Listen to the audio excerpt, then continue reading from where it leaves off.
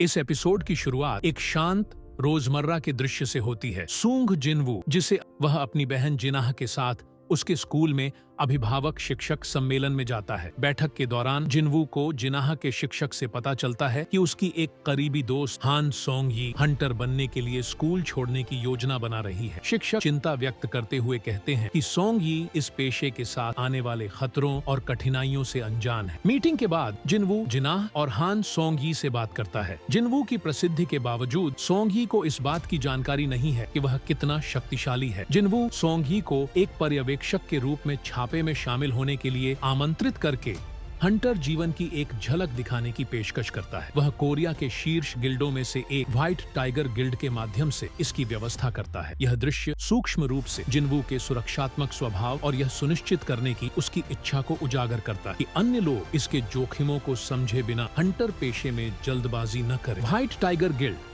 अपने मध्य स्तर के शिकारियों के लिए सी रैंक डंगो नन छापे का आयोजन करता है, जिसमें जिनवू और सोंग यी उनके साथ शामिल होते हैं। डंगो नन का प्रवेश द्वार सामान्य दिखाई देता है और शिकारी आत्मविश्वास से आगे बढ़ते हैं। हालांकि जिनवू सतर्क रहता है। उसने डंगो नन का पर्याप्त अनुभव किया है, जिससे उसे पता है खतरे की अप्रत्याशित कभी भी उत्पन्न हो सकते हैं। जैसे जैसे टीम डंगो नन में गहराई तक आगे बढ़ती है, चीजें अप्रत्याशित मोड़ लेती। अचानक उनके पीछे का गेट लाल हो जाता है और लाल गेट में बदल जाता है। ये घटना अत्यंत दुर्लभ और खतरनाक। एक बार लाल गेट के अंदर जाने के बाद डंगोनन बॉस को हराने तक कोई रास्ता नहीं है। शिकारी जल्दी ही अपनी स्थिति की गंभीरता को समझ जाते हैं। रेड गेट एक सामान्य काल कोठरी से कहीं ज्यादा खतरनाक है, जिसकी वजह से अक्सर अंदर फंसे लोगों की मौत हो जाती है। कमजोर शिकारियों में घबराहट फैल जाती है, लेकिन जिनवू शांत रहता है। वह उनके आसपास के माहौल का आकलन करता है और वातावरण की अत्यधिक ठंड को नोटिस करता है, जो दर्शाता है कि उन्हें एक उच्च स्तरीय बर्फीले काल कोठरी में टेलीपोर्ट किया गया। इस बिंदु पर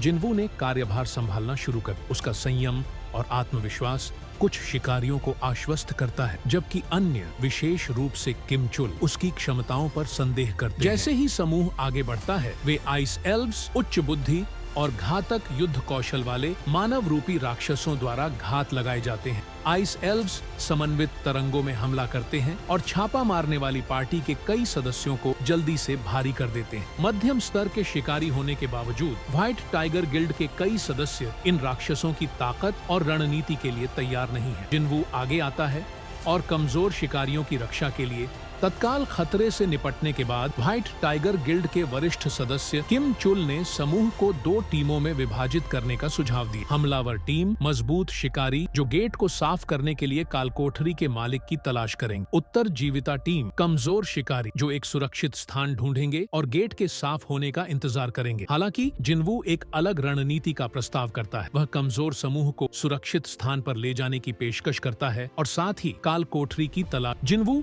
अपनी सूची खोलता है, जिसमें गर्म कपड़ों और प्रावधानों की एक बड़ी आपूर्ति दिखाई देती है। वह इन्हें समूह में वितरित करता है, यह सुनिश्चित करते हुए कि वे काल कोठरी की कठोर ठंड से सुरक्षित रहें। यह दृश्य जिनवू की सावधानी पूर्वक तैयारी और संसाधनशीलता पर जोर देता है, जो गुण पूरे श्रृंखला उसके अस्तित्व और सफलता के लिए महत्वपूर्ण रहे हैं। इस बीच जिनवू की परछाइयां अतिरिक्त सुरक्षा प्रदान करते हुए क्षेत्र में गश्त करना जारी रखती है। जिनवू गर्म रहने और ऊर्जा का संरक्षण करने के बारे में विस्तृत निर्देश भी देता है, जिससे समूह का विश्वास और अधिक बढ़ जाता है। जैसे ही वे सुरक्षित स्थान की ओर बढ़ते हैं, समूह को कई आइस बियर का सामना करना पड़ता है, जो बर्फ के तहखाने में रहने वाले विशाल क्रूर जीव हैं। आइस एल्व्स के विपरीत आइस बियर क्रूर शक्ति और लचीलेपन पर निर्भर करते हैं। इस बीच किम चुल की आक्रमण टीम को भयंकर चुनौतियों का सामना करना पड़ता है। जिनवू की ताकत और नेतृत्व की कमी के कारण वे जल्दी ही आइस एल्व्स की एक और लहर से अभिभूत हो जाते हैं। टीम के कई सदस्य मारे जाते हैं और बचे हुए लोग उम्मीद खोने लगते हैं। किम चुल को अपनी स्थिति की निरर्थकता का एहसास होता है और वह जिनवू के नेतृत्व का पालन न करने का पछतावा करने लगता है। जैसे ही जिनवू के समूह को